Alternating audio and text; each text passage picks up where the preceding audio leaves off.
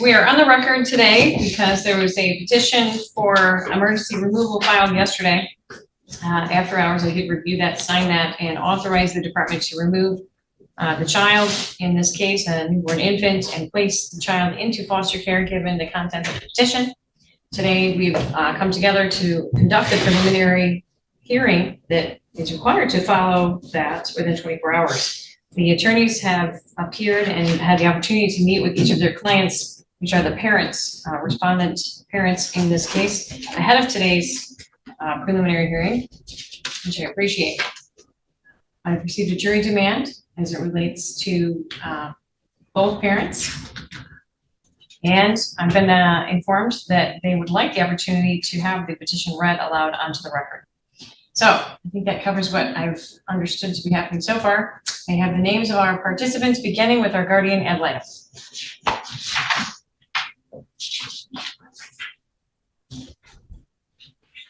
My apologies, Judge. I couldn't get unmuted there quickly enough.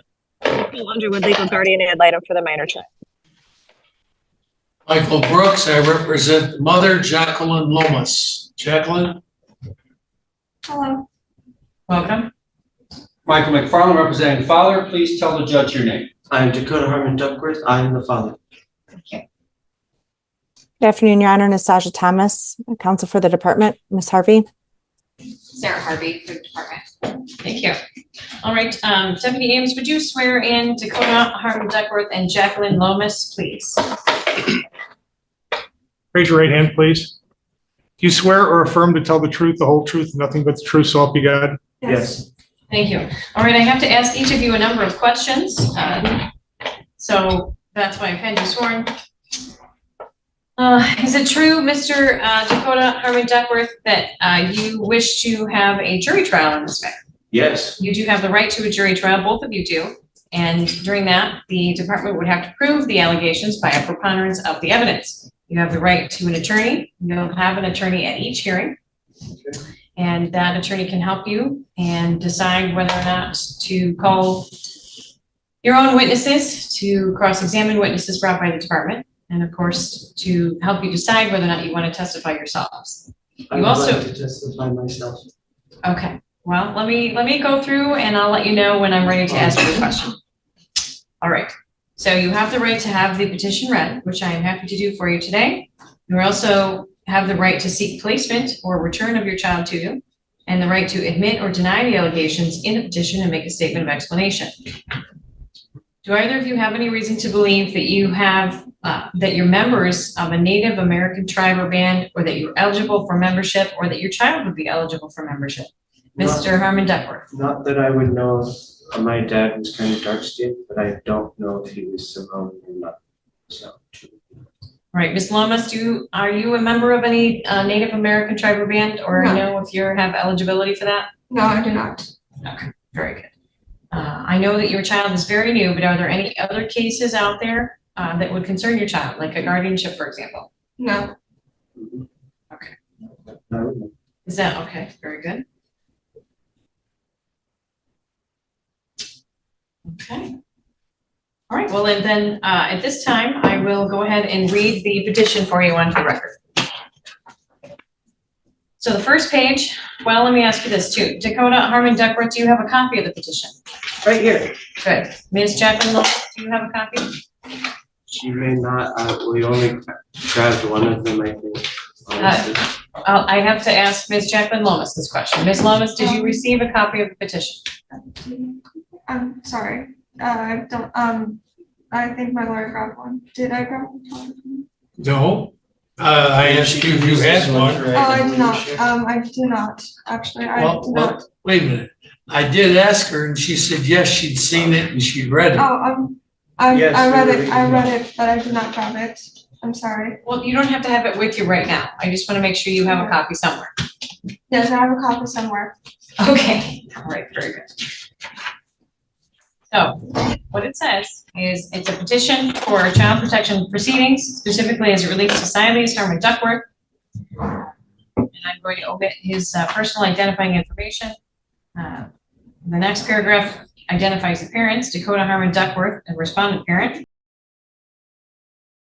residing on Winter Street in Adrian. The child is, again, I've identified him already, and the mother is identified as Jacqueline Lomas, also a respondent parent, also residing at the same address in Adrian.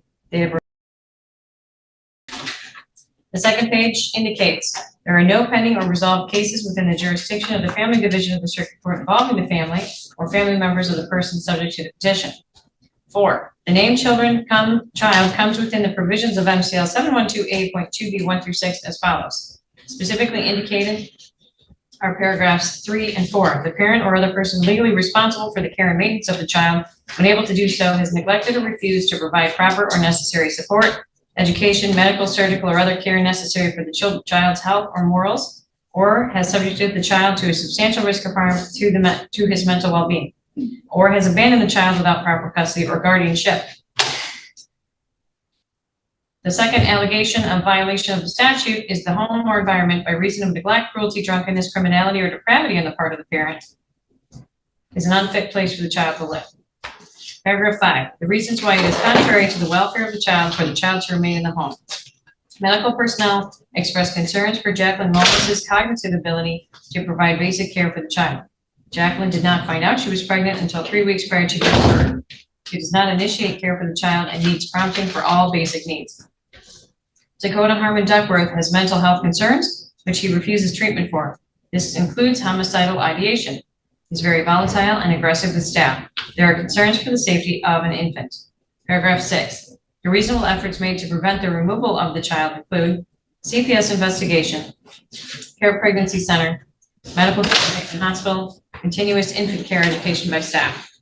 The specific allegations in paragraph 7 are in an attached addendum.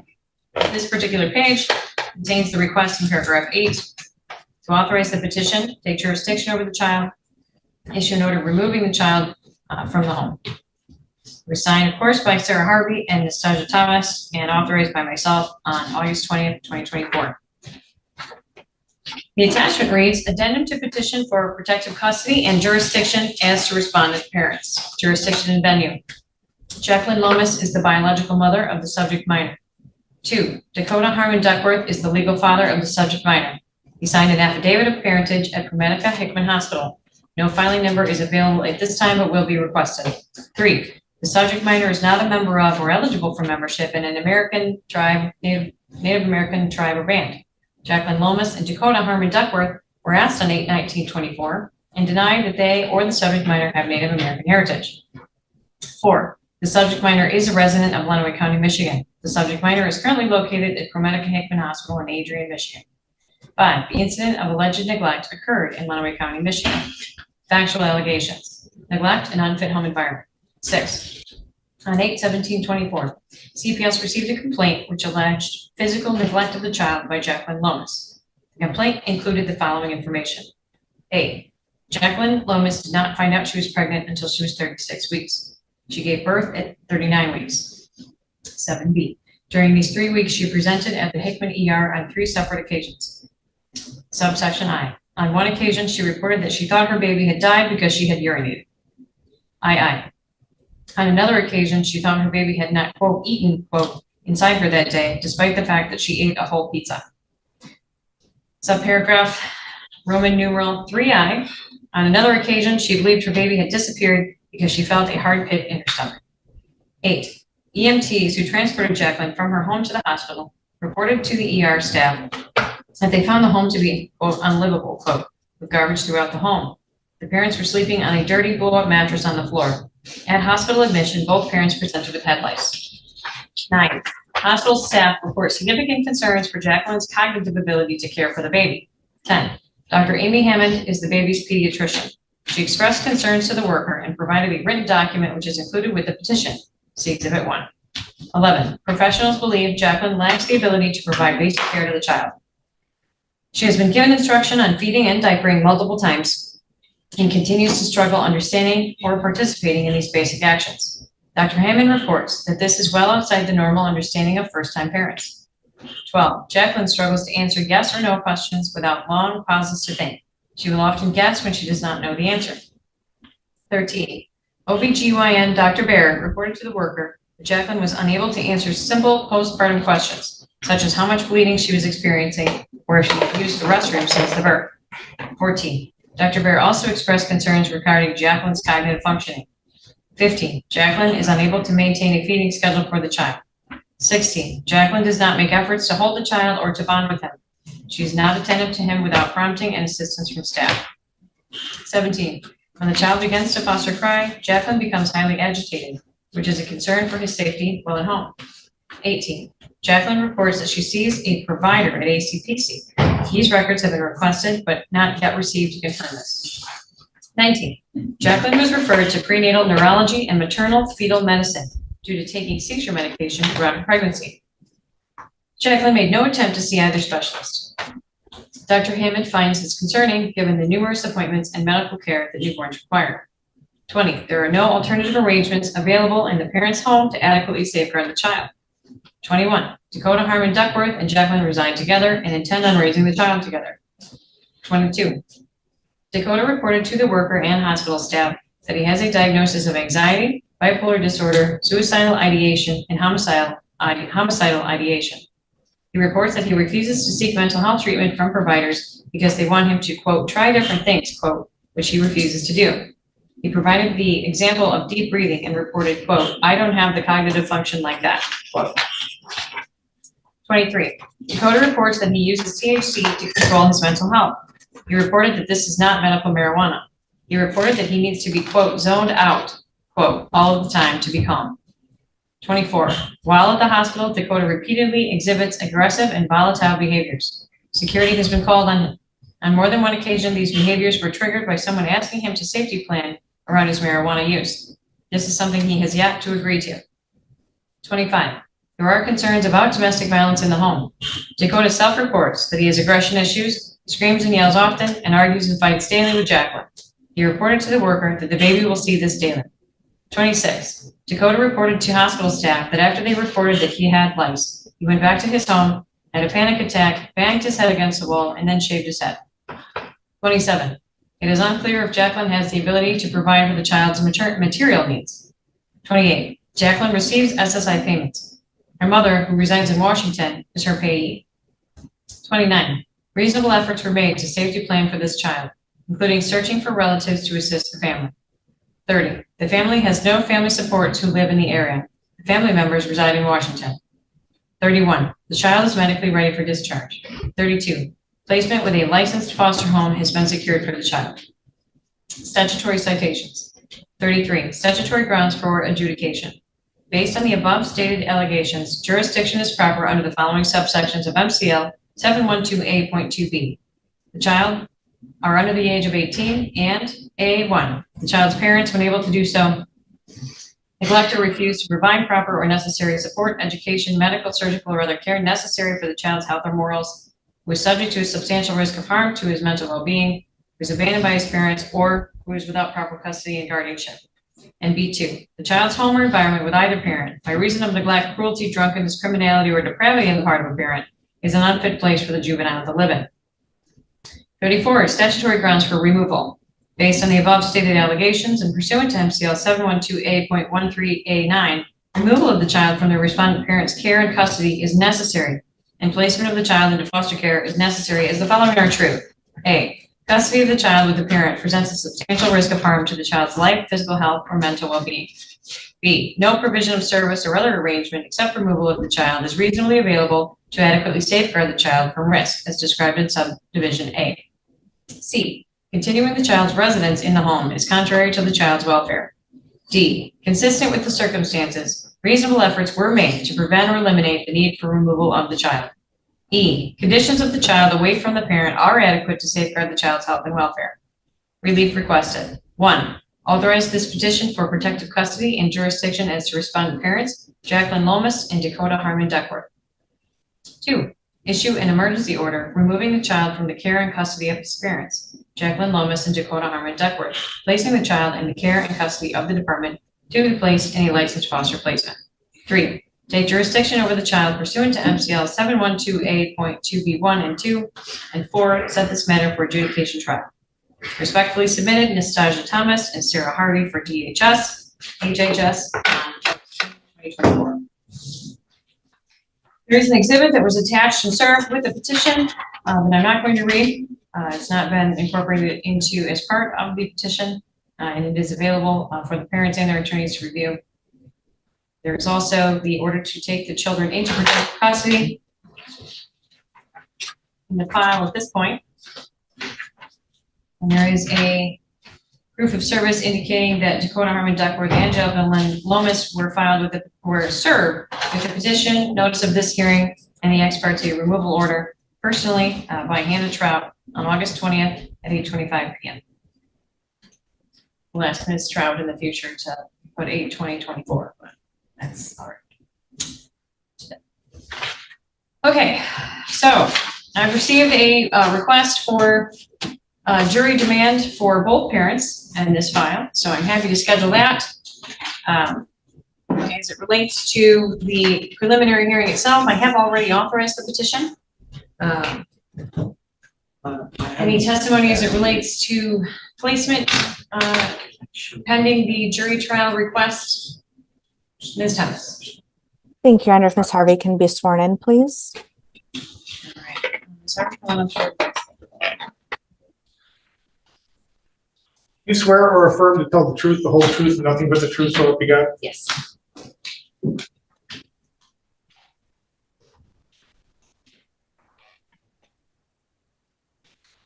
All right, before we begin, gentlemen, obviously your clients each have the right to decline or waive the probable cause aspect of this hearing for purposes of removal or placement. But I'm also aware of the concerns on the abilities of your clients to be informed on those pieces. My client wishes to proceed with probable cause hearing, Your Honor. I'll go along for the ride because you're going to do it anyway. Well, Mr. Brooks, I think it's imperative that we ensure that we follow the protocols here, especially given I'm not sure that your clients, based on the information I have, can really afford to waive any of their rights to that, frankly. That is a concern of mine as well, Your Honor. All right, Ms. Thomas. Go right ahead. Thank you, Your Honor. Ms. Harvey, where are you currently employed? Lenawee County DHHS. And what is your position there? I'm currently a CPS investigator. And as a CPS investigator, is that how you became familiar with this family? Yes. And did you draft the petition that is before the court today? Yes, I did. And you heard the judge read the petition into the record? Yes. And is everything that the judge read into the record that you signed to accurate to the best of your belief and knowledge? Yes, to the best of my knowledge. As the investigator in this matter, how did you learn about, or what tools did you implement to learn about the allegations that you put into the petition?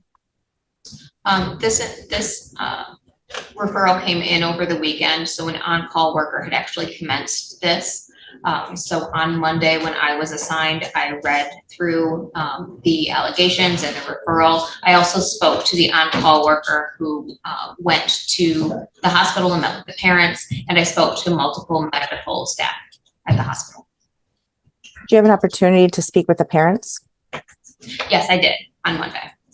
Okay. And when you spoke with medical professionals at the hospital, what concerns were brought to your attention? In regards to the mother, there were major concerns that they had noted regarding a possible lack of cognitive function in her understanding of basic needs for her child. They reported that they had to multiple times explain simple tasks like diapering. They did not feel that she, after multiple attempts to educate her, could understand a feeding schedule. One example was that a nurse indicated that she thought that Miss Lomas could feed her child, but she did not think that she would remember when she fed him last, or how much he had eaten at that time, and she didn't believe that she would wake him up at a set time to feed him. That was a major concern of theirs. They also had major concerns regarding her bond with the baby. There didn't seem to be much bond or a interest in bonding. In regards to Dakota, there were major concerns regarding a number of events in the hospital unit itself in which there were major aggression issues. He left the hospital on multiple occasions because he was very upset. That's what was reported to me. He also would speak over Jackie when Jackie was asked questions. When they were trying to gauge if Jackie had an understanding, he would answer for Jackie, which made it very difficult for nursing staff to understand. He also explained some mental health diagnoses, which were very concerning, and explained that he was not seeking mental health treatment for those, that instead he chooses to smoke marijuana. There were multiple staff members that had various conversations with him in which he became aggressive. At one point, he postured towards a hospital staff member. So safety and security became a major issue in that regard. During your investigation, who informed you of Miss Lomas going to the hospital during her pregnancy and not really have an understanding of what it was like to be pregnant? Hospital staff. They had updated me on the number of occasions in which she had presented in the ER and what she had presented for. I have requested those records in full, but I have not yet received them. What were the concerns of those prenatal visits to the ER? They quoted, I can quote them as saying they were irrational concerns. They did not feel that they were concerns that a typical first-time mother would present to the ER for.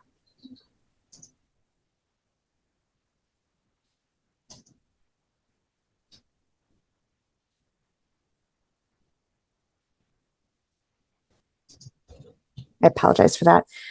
And can you just elaborate a little more on what those concerns were? Yes, at one point, as was read in the petition, it was reported to me that she came to the ER and indicated that she thought her baby was dead because she had urinated. Another instance was she was having a panic attack and a paranoia moment, that she didn't believe that her child in utero had eaten enough that day. And I believe there was another incident in which she felt that she had lost the baby, that the baby was dead because there was a pit in her stomach. Did anyone report concerns about the living environment of the family at that time? Yes, when on my first discussions with hospital staff while they were updating me from things over the weekend, hospital staff told me that when EMS had dropped her off in the emergency room, the EMS workers had indicated that their home was, in their words, unlivable. It was very dirty. There were... I'm going to object, and I realize that hearsay is allowed, but this is compounded hearsay. This is what the nurses were told, but EMS, this worker was told by the nurses. So I think it's not probative because it's so far removed. That's my objection. Would you like to respond, Ms. Thomas? Your Honor, I think it speaks to the concerns of the department that the home environment is an unfit place for the child to reside. And I understand Mr. McFarland's concerns, and it is on us at trial to secure testimony from those witnesses according to the court rules. Yes, duly noted, Mr. McFarland, but the objection is overruled because hearsay is admissible at this stage. Thank you. All right, you may finish your answer. They had indicated that the parents were sleeping on what they described as a dirty blow-up mattress. And nursing staff also indicated to me that while they were in the hospital, nursing staff was having to clean up their room because there were dirty diapers inside their hospital room on the floor. There were numerous bottles after they would be done feeding the baby. They would just leave the bottles laying around. So nursing staff were having to clean up after them.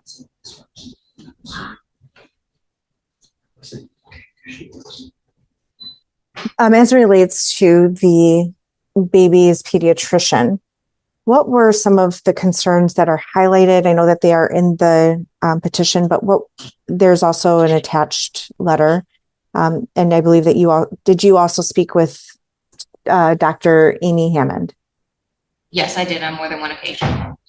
And what were her concerns for this family and the safety of this child? I'm going to reiterate Mr. McFarland's objection to hearsay on hearsay. Same response, Ms. Thomas, or anything different? Same response, Your Honor. Very good. The objection is overruled, but duly noted. Thank you. I spoke to Dr. Hammond myself, and Dr. Hammond told me that her concerns regarded mom's cognitive ability. She felt that she had on numerous occasions attempted to explain how to make a bottle using formula, and it seemed after numerous times, mom still did not seem to grasp that concept. She had major concerns for Jackie's ability just to provide basic care for the baby. She had concerns that Jackie did not attend either one of the specialists that she was referred to, and that a newborn requires a lot of medical care, especially this child didn't receive prenatal care. We don't know what medical conditions may come up soon. She was concerned about the parent's ability to make and keep appointments and care for the child. She was also concerned about the safety issues with the father in the hospital.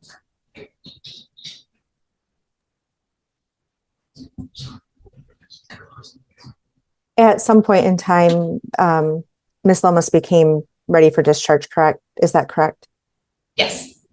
Was the baby also ready for discharge at that same time? The baby medically was ready for discharge. However, Dr. Hammond did not discharge the baby due to continued social concerns, which revolved around the fact that she did not feel that Jackie had yet grasped the concept and understanding of feeding and diaper changing and basic skills. Did you observe, or did medical staff express concern about Ms. Lomas's ability or willingness to bond with the child? Yes, more than one hospital staff indicated that they felt there was minimal attempt to bond.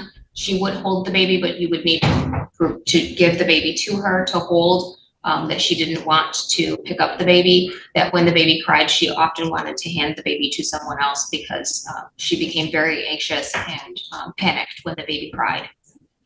There was also very little skin to skin when he was first born. She did not participate for very long in that.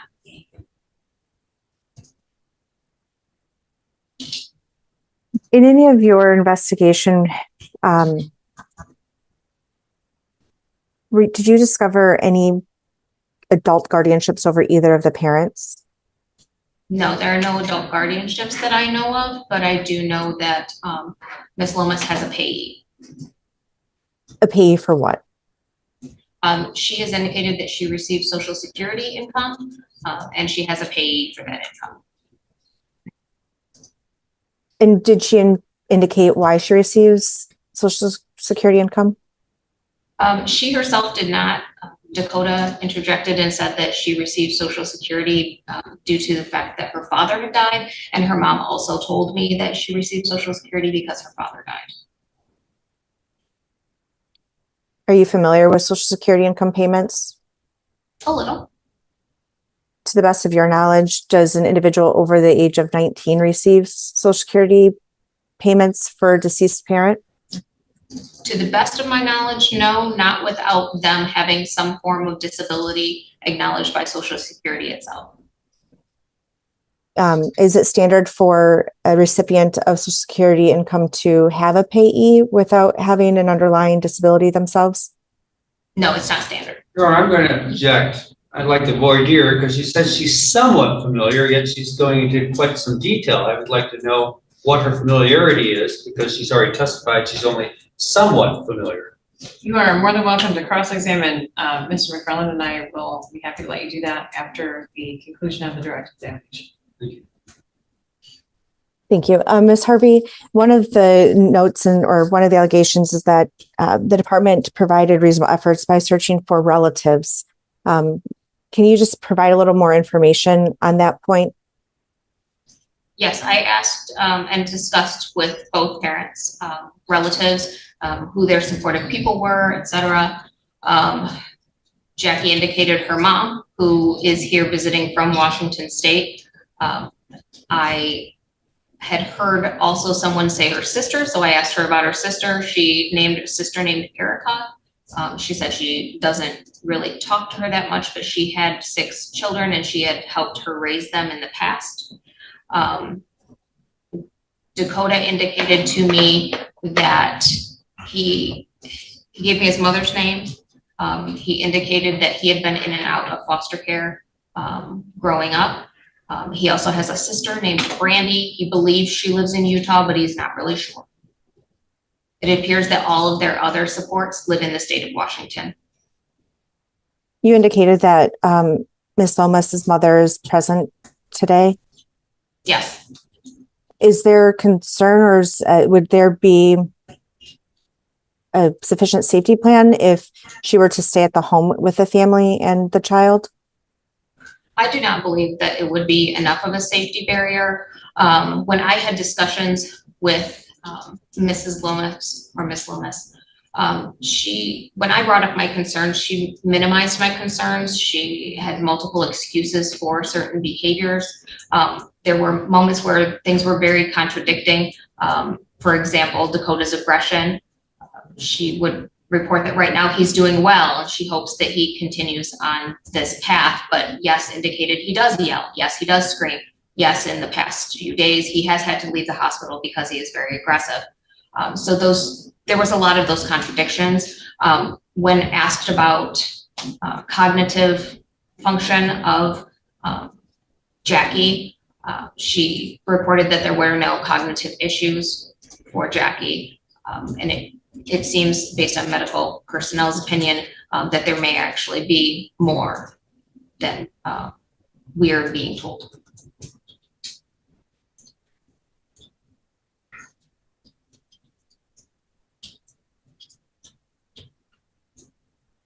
Based on the information that you gathered in your investigation, do you believe that there is a substantial risk of harm to the child's life, physical health, or mental well-being?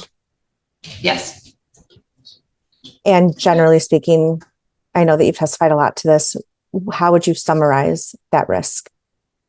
I believe that there's a risk for neglect of basic care. And I believe that there is a risk also of domestic violence in the home, even if it is just verbal. And I believe that there could also be a major safety concern since Dakota has indicated he does have suicidal and homicidal ideations and they're not being treated. I interject. Thank you. And the child is currently in a licensed foster home? Is that correct? Yes, that's correct. Yes. Okay. And are there any safety concerns within that foster home? No, not to my knowledge. Do the foster parents have a basic understanding of infant care to the best of your knowledge? Yes. Okay. I have no further questions, Your Honor. Cross-examination, Mr. McFarland? I do. This foster care home, are they a potential adaptive placement? I believe so. I think that that's one of the first questions that they talked about permanence with the licensed foster care home. I believe that. I can't completely speak to it. You don't know that personally? Correct. It's not written down anyplace? Not that I've seen. So we don't know. Someone may know. I myself do not know. Oh. I know you received HIPAA training, which is what medical records you cannot secure, correct? Yes, My understanding is you can't just ask doctors questions without getting some type of authorization, correct? Or an order, or a form, I should say, a form by the state, correct? yes, Miss Lomas signed a 1555. Mother signed this? Yes, Now, your petition indicates you have some problem with her cognitive abilities, correct? Mhm. Is that yes? yes, medical personnel have concerns regarding her cognitive abilities. So how can you have her sign a form authorizing if you have concerns regarding her ability to make decisions? She has no other legal guardian, therefore she is her own legal consent. So you don't think her cognitive abilities impair her enough that she does not understand at least what a release is, correct? She understood what I was getting.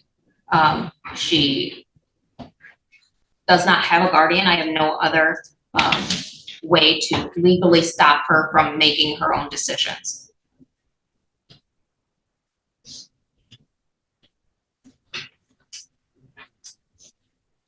The doctors expressed to you that they had concerns with her cognitive abilities, correct? Correct. Your Honor, I'm going to ask that any testimony concerning mothers, any discussions with medical staff regarding mothers' medical conditions be stricken, as there's been testimony from this worker that the medical field believes that mother lacks capacity, and yet she signed a release. I don't think we can pick and choose capacity. I think there's if the claim is she lacks capacity, then I don't think she has capacity to sign a release. So that's my objection to the testimony regarding any medical experts hearsay, and that I think it would actually need capacity to sign a release. Would you like to respond for the record, Ms. Demis? Thank you, Your Honor. Ms. Harvey has testified correctly that until or unless there's a judicial determination that this individual does lack the capacity, we have to honor and respect any releases that she signs or any information that she provides, because she can make her own decisions to the best of our knowledge. If Mr. McFarland would like to adjourn this hearing and get his client or mother or whoever screened for that cognitive impairment, and we can go through an adult guardianship process, we are happy to oblige with that. Leave that to Mr. Brooks to make that call as that's his client. But it does involve my client's child also, is why I'm raising those objections. So I'm going to overrule the objection because she doesn't have a guardian that we're aware of, and Ms. Harvey as well within her bounds, as she described, to ask her to sign that release if she so chooses. And the other reason we're here and your clients have a right to a trial is because there is a presumption that they are able to be fit parents unless that can be proven otherwise. So this is a preliminary hearing to determine whether or not they are fit, and the investigation into that and those records are a necessary part of that. I will not be ruling on mom's capacity or lack thereof. I'm frankly not really concerned about that. I'm concerned about whether or not she can provide a safe environment for this child. Secondarily, I do also, by the same token, I'm not responsible for a guardian, even if one of your clients may need one. Frankly, I'm here just to determine whether or not this child can be safely returned to the parents, or if other provisions need to be made. So that's what I'm prepared to listen to. And so that's why your objection is overruled. And I'm certainly not going to allow Ms. Thomas to engage in looking into guardianships for the parents either. Thank you.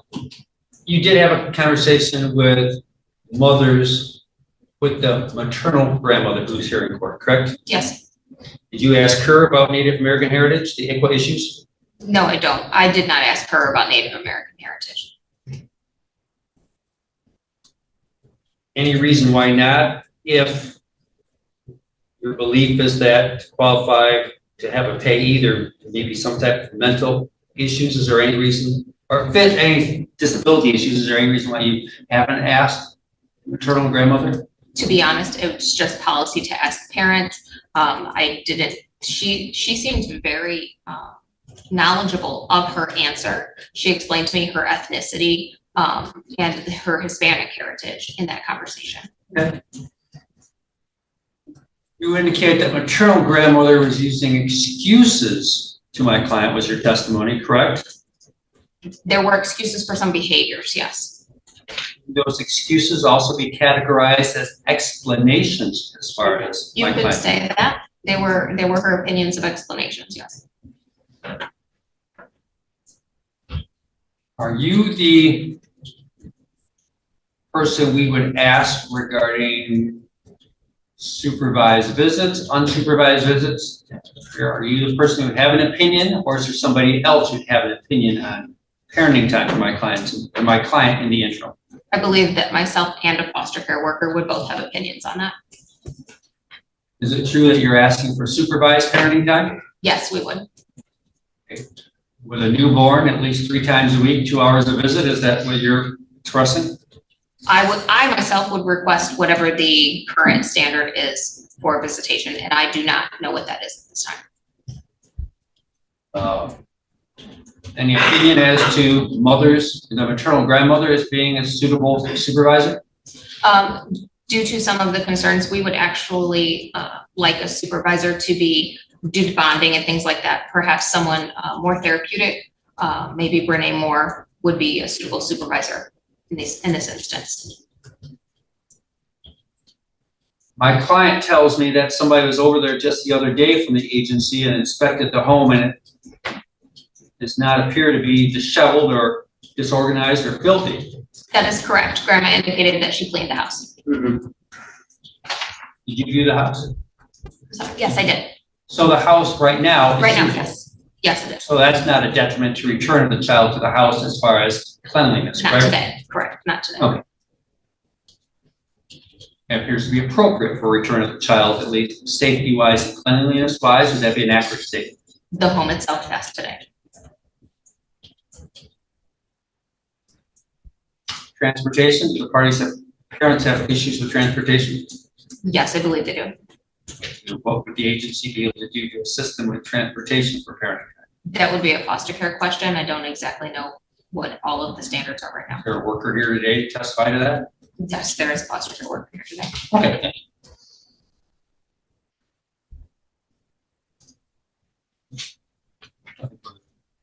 Mr. Brooks? How old is this child? 3 days. 4 days? 4 days old. Alright. And where is the foster care home where the child is at? I believe it's in Blissfield. You indicated my clients have transportation issues. Where do they live? They live in Adrian. And what are their transportation issues? I believe that they do not have transportation. I don't know specific reasons why. Have you asked, or has anyone checked to see if they have driver's licenses? I know that Dakota does not have a driver's license. The identification that I saw was just an identification card. And I'm not exactly sure. I know they don't have a vehicle. I'm not exactly sure of the driving license status of Miss Lomas. All right. Now, you have indicated in your testimony several references to cognitive disabilities with regard to my client. Is that right? Cognitive impairment was what the medical staff were saying to me. Thank you. Are you capable of giving in layman's terms some idea of what that term means? It would be the ability to function, reason, make good decisions, perform activities, our day-to-day brain function of how we go through life. Would you consider that to be the same type of issues as emotional issues as opposed to what you described? I think that they can be very separate issues. Did you say separate? Yes, you can have one without the other. When you have discussed these issues with my client, have you not? I did ask her, actually the on-call worker actually asked her and had the conversation with her about it, not myself. So you weren't there? I was not. I was told and read in my SAC was the contact from. Would That it be conversation. fair to say that you have not discussed the concept of cognitive impairments with this woman? I didn't per se exactly ask for cognitive impairments. I asked her if there were any reasons why she had Social Security, trying to ask if there were a disability, in which she didn't, to be honest, she didn't answer 2 of my questions. And then the other, she indicated her Social Security was not disability and it was because her father died. Do you think it would be advisable if you or someone in your position were to explain in as plain English as possible what the concern is? Cognitive impairments? I believe a medical staff would have to explain, because it is not my expertise. However, it is something that we would like to have assessments done for, to really just get to the bottom of the question. Well, it appears you believe the issue is threatening enough that you have the authority to remove this child from these 2, isn't that right? Medical staff indicate that it is a major concern. We then listen to medical staff and their concerns because that is their area of expertise. Has there been any parenting time plan created at this point in time, or have they simply not seen their child? It has only been since, I believe, around 8 o'clock last night. It is the plan that when court is finished today to come up with the plan. So what is the current parenting time plan? There currently is not one. We will be discussing that after the hearing. After this hearing? When after this hearing? I believe immediately after the foster care worker is here. All right, well, it's 4:25. Are you saying by, say, 5 o'clock, there will be a visitation plan, or are you There- not saying that? Based on the court's rulings, we will have the discussions after our hearing. Have you discussed with my client's mother, the lady who apparently is the lady sitting behind me, whether she is a suitable candidate to take care of this child? We did discuss whether or not she would be interested in guardianship, which she indicated that she would. However, there would be concerns because she does not seem to share the same concerns that we do regarding the parent's ability.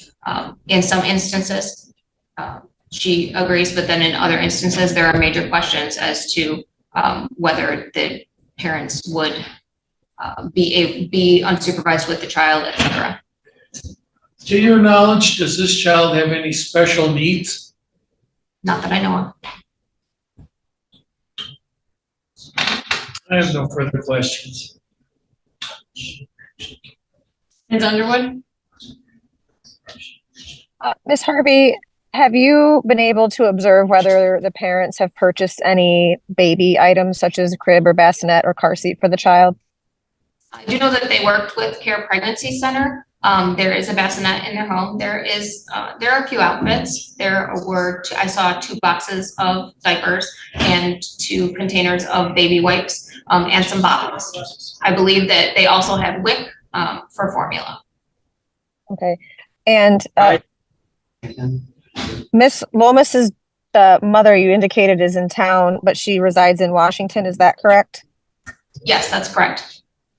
Is there any knowledge as to how long she will be remaining in the state of Michigan? No, I do not know. I asked because there were indications that they would all be going back to Washington State. I received different answers, sometimes 3 to 6 months, sometimes as soon as the baby is able to travel. There really wasn't an indication on that. I don't believe that there is a set date that she is going back to Washington State.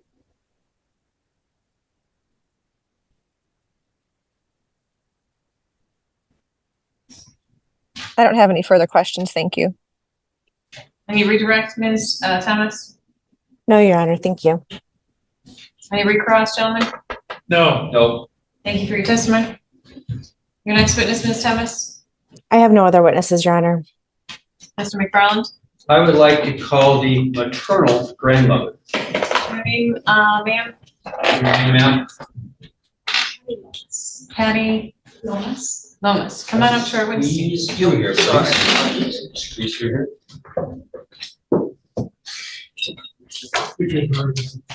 You swear or affirm to tell the truth, the whole truth, and nothing but the truth, like that? Step here, be careful when you get up there.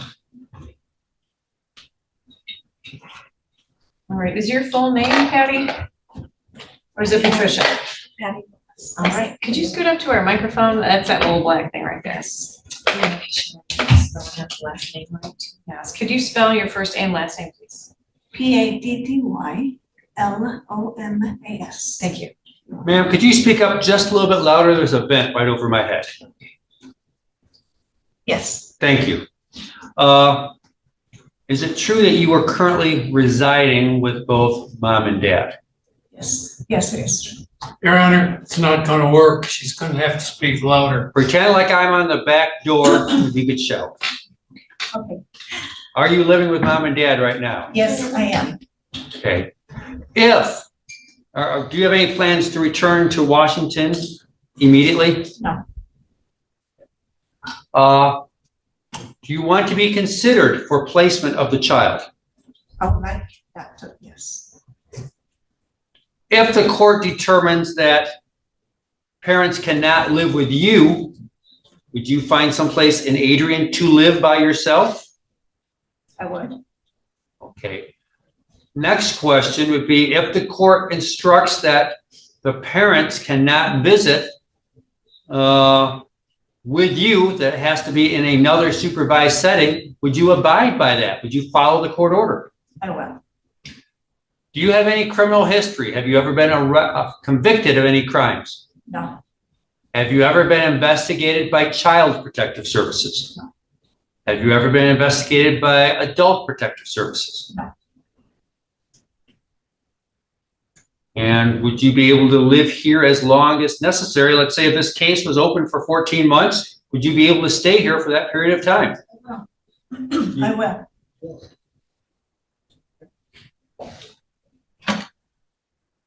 How long do you think it would take you to actually find a place of your own?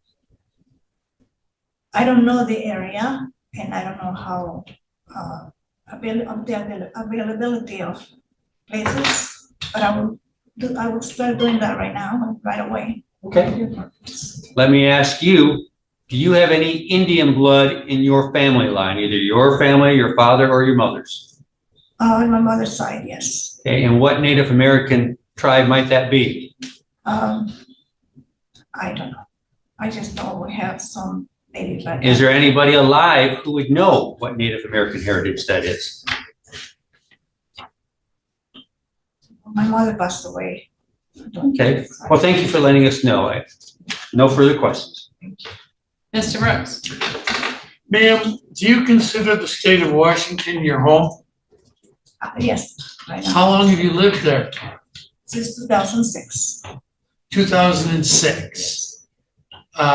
Were you born and raised there? No, Where were you born and raised? I was born in Mexico. All right. And you've lived in Washington since 2006? Correct. And before that, where did you live? I lived in the state of California, the state of Arizona, Nevada. I lived in Michigan. That's where Jackie was born, 1998, 2004, I believe. So in 2006, you lived in a number of different states. And 2006, I lived in Washington. Thank you. Are you married or single? I'm widow. My husband passed away. You're a widow. Yes. Do you have any other children who live with you? No. Do you have any, and I don't want to get too personal, but do you have anyone else who lives with you? Anyone? Anyone else who lives with you? My granddaughter lived with me, and I think she moved out of the house last week. She's 20. Permanently? Yes. Do you work? I don't.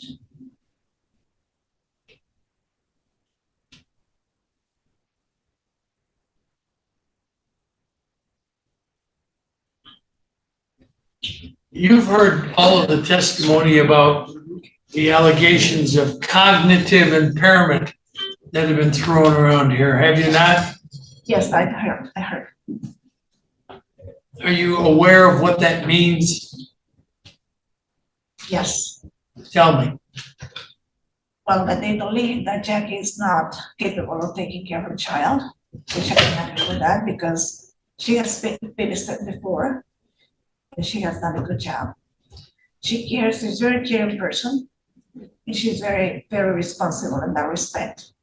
I understand she's got some medication that she's taking, and I think has some side effects as of maybe sleepy or drowsy or something to that effect. I'm not sure, but that's what I'm thinking that's happening. Except, and another thing is that they don't have much social life, so when you're isolated, you tend to be more quiet, you know. I think. How far did your daughter go in school? She graduated from high school. Did she graduate? Yes, she did. Has she had any schooling beyond high school? Yes, she has been going to school, college. How far did she get in that? She was just taking general classes. No, nothing yet. And how long was she engaged in that? How long did she go to school after? After high school, right? I did like a couple of semesters. To your knowledge, did she pass her classes in college? Most of them. Most of them. There you go.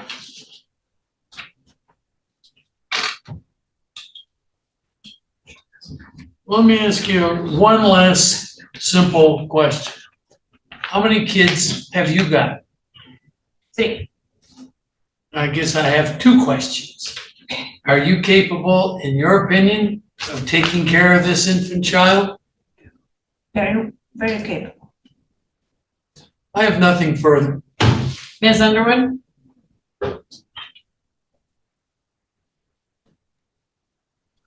Good afternoon. Can you hear me okay? Yes. Okay. Prior testimony indicated that you were the payee for Jackie's Social Security. Is that correct? Yes, I am. How much does she receive on a monthly basis? Around 1,400. And what is the reason for that Social Security? Well, she started getting Social Security since she was born. Based on my husband being older and retired, and when he passed away, he passed away when she was 4 years old, actually. So we started getting survivor's benefits since then, her and I. Okay, so are those benefits named for Jackie or are they named for you? Well, some are for her and some are for me. So And we both get. do you provide her with those benefits so she can use them for living expenses? Yes, I do. And how long do you intend to be in Michigan for? For as long as it takes for everything to be clear and good, for my daughter to have her baby back. And then do you intend on returning to Washington? Well, beyond that, I don't see a reason to be here for them either to be here because they have no family, nobody around. So their family is in the West Coast, in Washington, in California. Are you concerned with the father of the child's behaviors? Am I concerned? Yes. Well,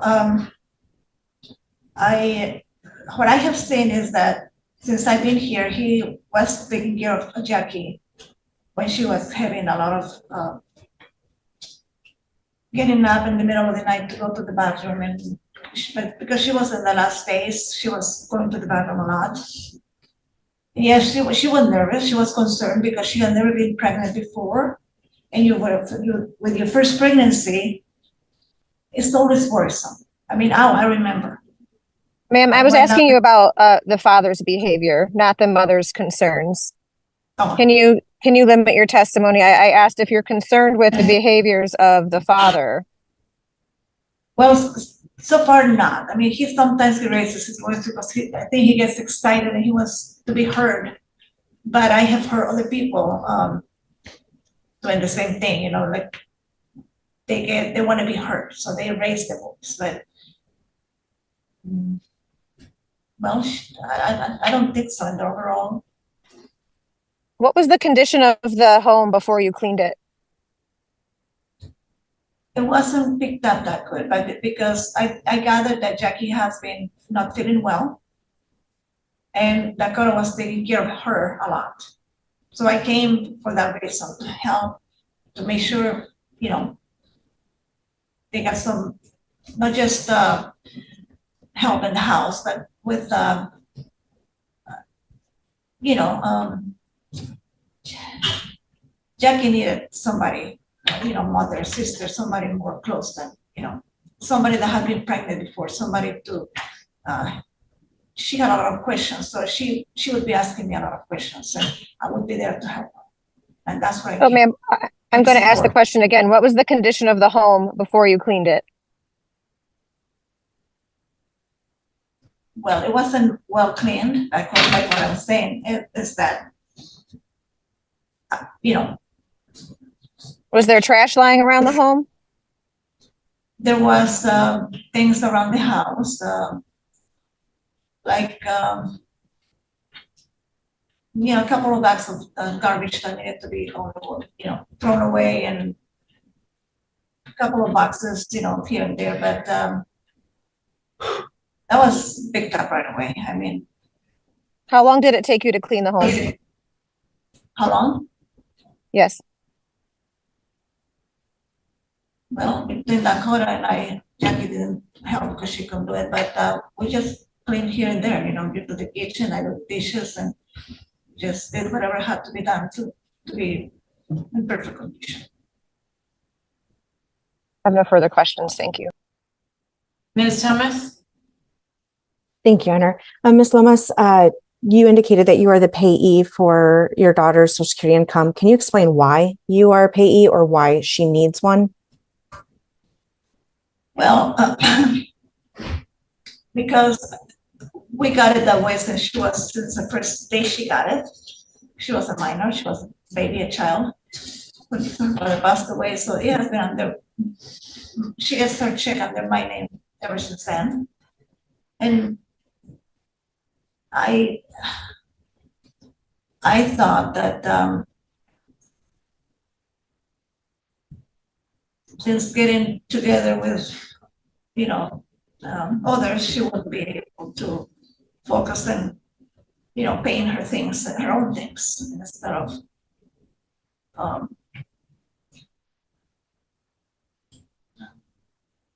I don't know, it just stayed like that under my name. Okay. And did she have any special education services when she was a youth, like an IEP? She did, but I'm going to tell you why. When she was in, when her father passed away, she was 4. And we were barely moving from Michigan.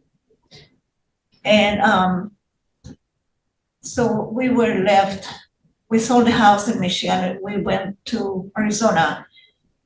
And then my husband went to Mayo Clinic, to Minnesota to get, because he had cancer.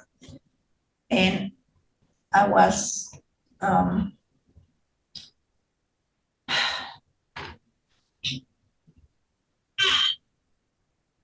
Ma'am, I don't think we need a full explanation here. I just was wondering if she did receive any educational services when she was in school, and you answered affirmatively, correct?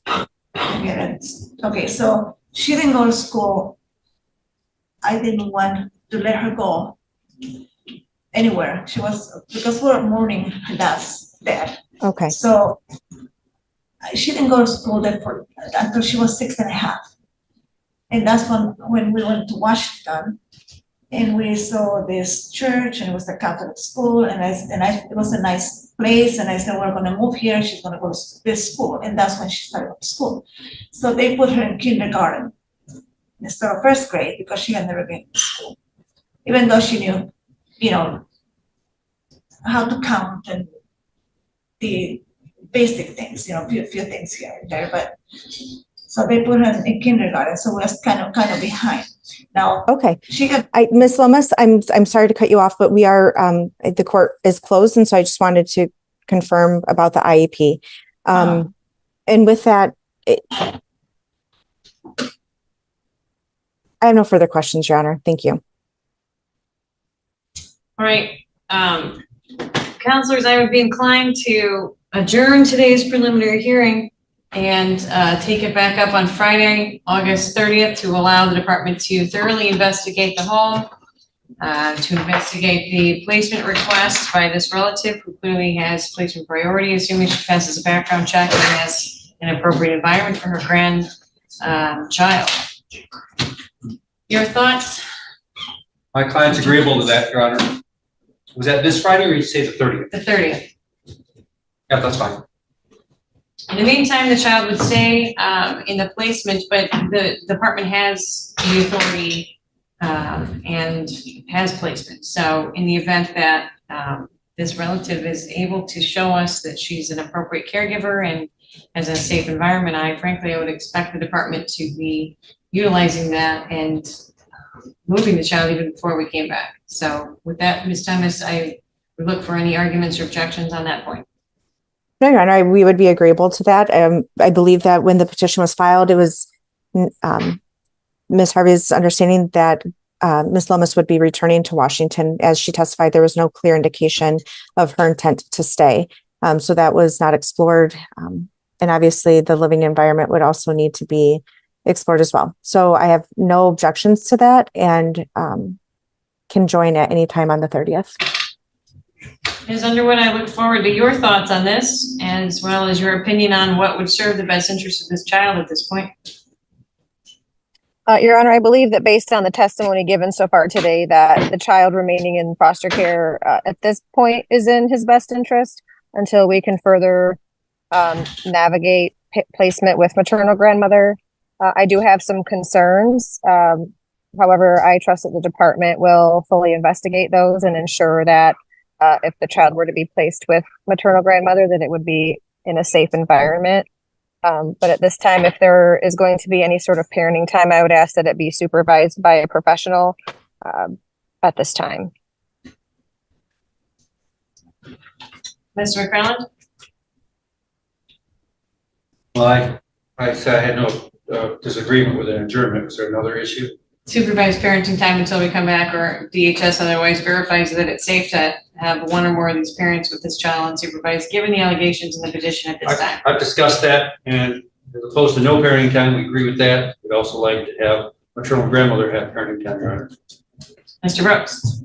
Well, one of the questions I asked earlier was, once the hearing is done, can we have a schedule by 5 o'clock? And the witness said, yeah, we can probably get that done. And so I guess what I'm saying is I don't want to be back here on Friday and nobody's put their heads together and given us anything, which has happened so frequently in these cases. It'll be next Friday, and the department's going home with a list of homework, including to investigate Ms. Patty Lomas as far as her request for placement. She's a relative, she has priority. Investigate where she's at, and give her the opportunity to find a different safe place if she so chooses to, in order to secure placement. To develop a parenting schedule that would allow for both parents to have some supervised parenting time and allow this grandmother to see her child or grandchild as well. To begin the investigation into the potential Native American heritage.